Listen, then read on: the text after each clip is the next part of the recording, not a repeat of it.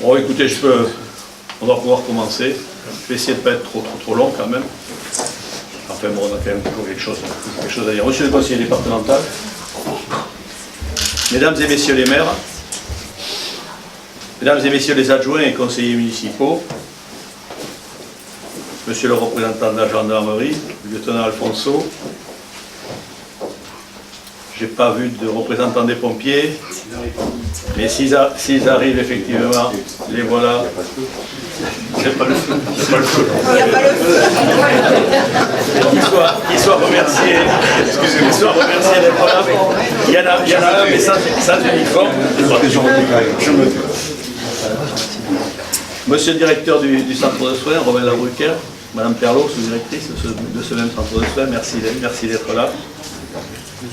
Mesdames et messieurs les membres de la communauté éducative, mesdames et messieurs les membres des associations, mesdames, messieurs, tout d'abord, j'ai des excuses à vous présenter de Jocelyn Doré, qui ne pouvait pas être parmi nous ce matin, mais qui effectivement sera là lors de nos prochaines manifestations. Je voudrais tout d'abord vous remercier d'être venus nombreux ce matin pour cette traditionnelle cérémonie des vœux. Nous sommes fin janvier, il est encore temps de se souhaiter la bonne année. On a encore 1 ou 2 journées.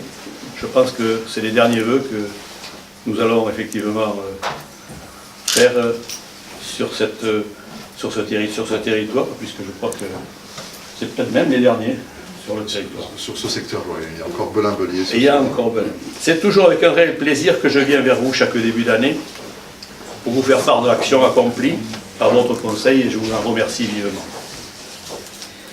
Bien entendu, nous nous projetterons sur 2018 pour faire un point sur l'avenir proche. À ce stade, je n'oublie pas d'appuyer mes remerciements à l'ensemble du personnel qui fait que notre collectivité se porte bien, tant de l'intérieur que du service rendu à la population. En 2017, nous avons eu quelques mouvements de personnel. En premier lieu, le départ de Viviane Volpillac et son remplacement par Marie Lequéré qui se cache derrière vous, et vous la reverrez et vous la remarquerez tout à l'heure, qui a pris sa fonction mi-août, c'est ça Marie? Aussi le départ de Stéphanie Verrier qui a saisi l'opportunité de se rapprocher de son domicile en rejoignant la mairie du Pian-sur-Garonne où elle devient directrice générale. Du côté des bâtiments, de la voirie, 2 jeunes nous ont rejoints, adressés par la mission locale.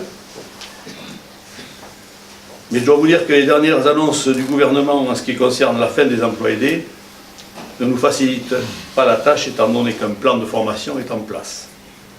C'est un sujet que nous aurons à traiter assez rapidement, qui nous préoccupe.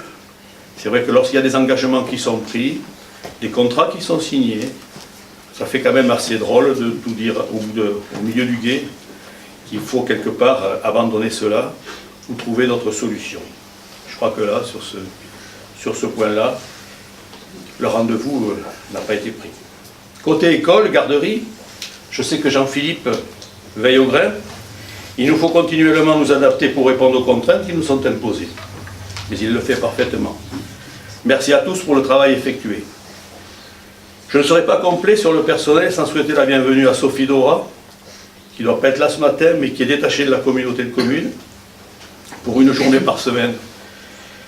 Côté CCAS, Anita avait déjà rejoint la mairie de Landiras, dont je salue le maire, il me semble que je l'ai vu arriver tout à l'heure.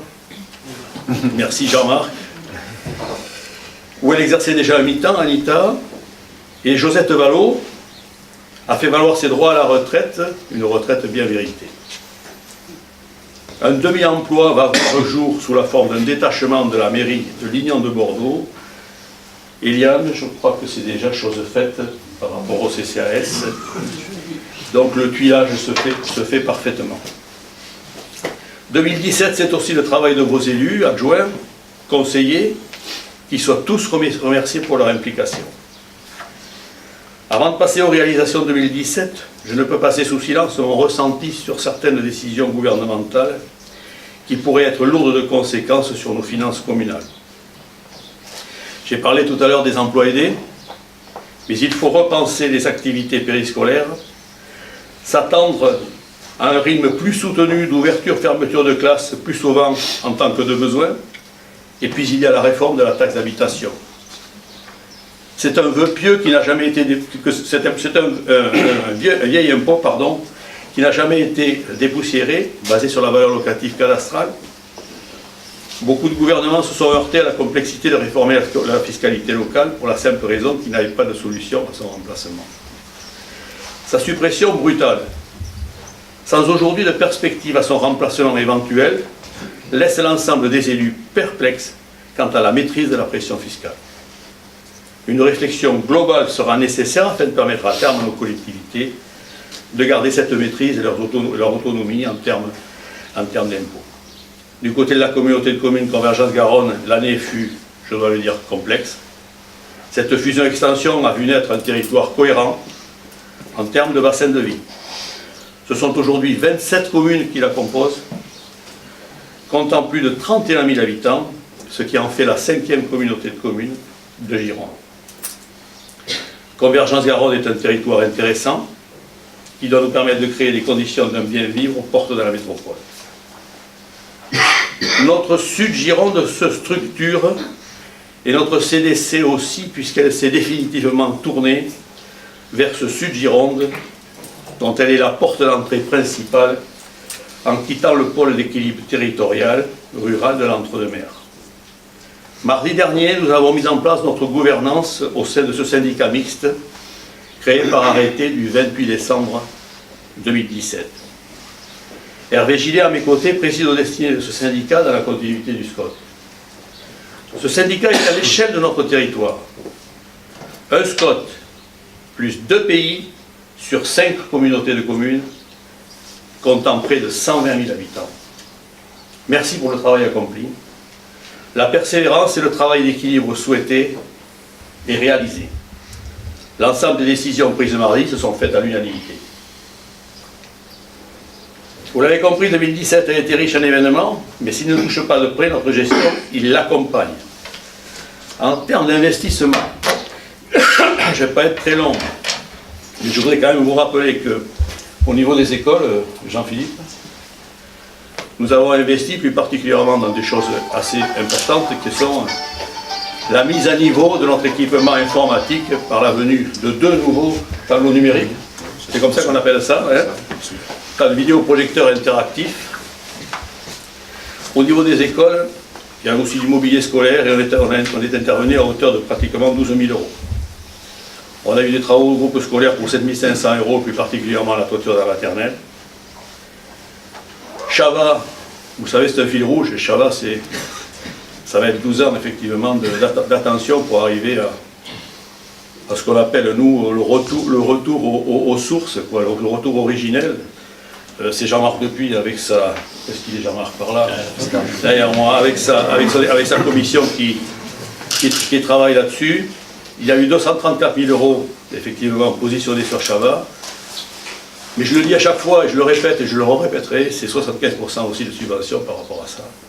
Ce qui fait qu'aujourd'hui Chava, ce fil rouge, ce qu'on peut appeler un fil rouge, monte un petit peu en charge en termes de qualité. C'est un parc qui est reconnu. Mais la commune, effectivement, ne paye que 25% de l'investissement qui est fait sur ce parc. On a rénové le temple de Vénus, grâce à la réserve parlementaire. Elle n'existe plus, mais voilà, celle-là, elle existait à l'époque. 10 000 €, ça fait toujours plaisir. On a fait des travaux sur la restauration des vitraux. Sur le matériel technique, un petit investissement, là, tout petit investissement, mais enfin, quand même, on a acheté une tondeuse, enfin, monsieur. Ainsi qu'une bétonnière. On va vraiment bien travailler. En mairie, les investissements toujours classiques. Les bâtiments sportifs, 72 000 € de travaux sur les bâtiments sportifs. L'éclairage public, là on commence à travailler sur l'éclairage public et faire en sorte qu'on remplace petit à petit les vieilles lampes au sodium qui sont aujourd'hui bannies de notre utilisation par des lampes plus performantes et moins consommatrices en énergie que sont les LED. Donc le Bourdieu a été effectivement doté. Une partie du lotissement qui est situé entre le cimetière et l'ancienne maison Lillet, ainsi que de l'éclairage routier. Le columbarium, grâce à Serge Roumazeil, a vu doubler sa capacité, il faut en parler aussi, et surtout, je remercie Serge pour sa négociation, puisque le columbarium a été posé, mais sera payé grâce effectivement à l'opiniâtreté de Serge, en 2 fois, sans frais. On a fait des travaux pour le réseau d'électrification au niveau de la maison des enfants, qui a vu le jour sur Podensac. Vous savez, cette maison des enfants a été déplacée derrière l'étude du notaire Devez et Haddad. Au restaurant scolaire, on a acheté une petite, comment on appelle ça, cellule de refroidissement pour faire en sorte que les enfants puissent avoir des hors-d'œuvre de qualité sans rompre effectivement la chaîne du froid. Et puis il y a eu la salle associative à hauteur de 200 000 euros. Donc vous voyez, sur la commune de Podensac aujourd'hui, je parle sous la gouverne de notre premier adjoint, on a investi 597 000 euros cette année, quoi, pratiquement 600 000 euros, entièrement financés. On a des subventions qui vont tomber dessus, effectivement, donc qui vont venir effectivement à l'atténuation de cette somme. On a encore des travaux qui sont sur 2017 qui vont être réalisés, plus particulièrement suite à la mise en place d'un marché pour la maîtrise d'œuvre au niveau de la voirie. Serge Roumazeil, on va engager, Serge Dallier, on va effectivement finir les travaux 2017 à hauteur de 100 000 euros, et je souhaite que ça se poursuive en 2018. On va lancer une tranche supplémentaire sur Chavat. Voilà en fait ce qui s'est passé en 2017. 2018, tout d'abord, ce sera l'implication des élus dans diverses instances afin de porter au mieux la voix de notre commune. Nous avons désigné des représentants au niveau de l'élaboration du PLU intercommunal, qui va se développer tout au long de l'année et bien au-delà. Ce sera la poursuite de nos engagements dans l'entretien et la mise à niveau de notre patrimoine. La poursuite des travaux nécessaires de voirie. Cher Jean-Marc, je viens d'apprendre que Chavat a été retenu comme jardin remarquable une fois de plus, et cela pour 5 ans. Je crois que c'est important pour nous. Vous savez que les jardins remarquables, c'est aujourd'hui l'assurance d'une continuité dans l'aide de l'État et des institutions, plus particulièrement le conseil départemental et le conseil régional. On est aujourd'hui, pour 5 ans, assuré avec ce label. Je crois qu'il faut remercier toute ton équipe, Jean-Marc, pour ces progrès et le fait qu'aujourd'hui on soit au mieux en termes de subventions et en termes de financement sur la rénovation de ce parc. Vous l'avez remarqué aussi, du côté privé, il y a 2 gros chantiers sur Podensac. Je dis bientôt 2 grosses grues. C'est vrai que c'est important d'avoir aussi, il y en a 29 sur Bordeaux, il y en aura 2 à Podensac. 52 logements, avec l'aide substantielle du conseil départemental à hauteur de 800 000 euros. 52 logements, 400 mètres carrés de surface commerciale. Une offre locative de qualité qui va permettre quelque part de monter un petit peu en niveau en termes de logement et faire en sorte que les Podensacais puissent mieux se loger. Et puis surtout en centre-bourg, ça va redynamiser notre centre-bourg, cher à nos entrepreneurs, n'est-ce pas? Et puis il y a un autre chantier, je regarde monsieur Lawinker et madame Perlot, un gros chantier éminemment structurant qui conforte, à n'en pas douter, l'offre de soins sur notre territoire. Un chantier impressionnant. Et écoutez, je vous remercie effectivement de le mener. On va le mener un petit peu ensemble, puisqu'avec le conseil de surveillance, on regarde ça aussi. Je sais qu'il y a toujours quelques difficultés dans la mise en route des chantiers. Je crois que c'est bientôt derrière vous. Soyez-en remerciés effectivement du travail que vous faites sur ce chantier-là. J'ai obtenu l'accord d'un propriétaire foncier sur la commune de Podensac pour mener une réflexion sur l'implantation d'une nouvelle gendarmerie.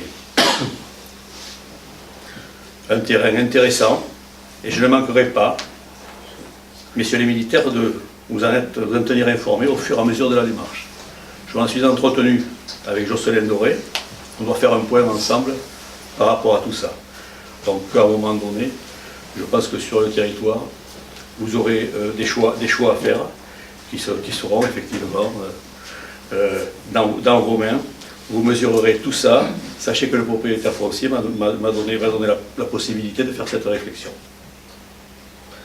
Si vous allez d'accord, monsieur le premier adjoint, chargé des finances, je vous demanderai de bien vouloir proposer au conseil municipal d'ouvrir au budget un investissement, une opération qui pourrait s'appeler aménagement aux abords du ponton.